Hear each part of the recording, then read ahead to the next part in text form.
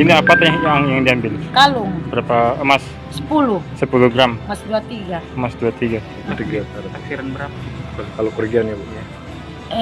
Yang dihitung kemarin itu polisi ada sekitar 8,5 juta.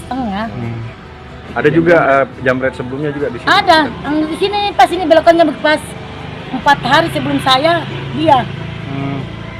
Pelakunya sama atau gimana? Saya juga kurang tahu nih Pak, karena mereka setanya cuma dia nggak lihat karena sudah dia kencangkan motornya katanya setengah jam 3 katanya dia di situ. Kalau saya sih sini pagi jam 6.43.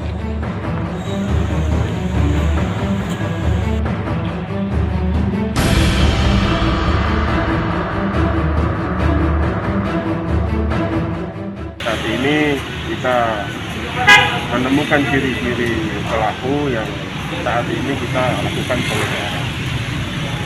Walaupun memang kejadian ini minim saksi, ya alhamdulillah kita ada sedikit petunjuk bisa bagi tindakan kita untuk melangkah dan mudah-mudahan kita bisa segera ungkap.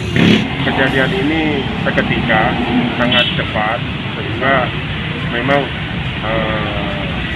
minim saksi, tapi kita tetap melakukan penyelidikan untuk mengungkap pelaku tersebut. Jadi dalam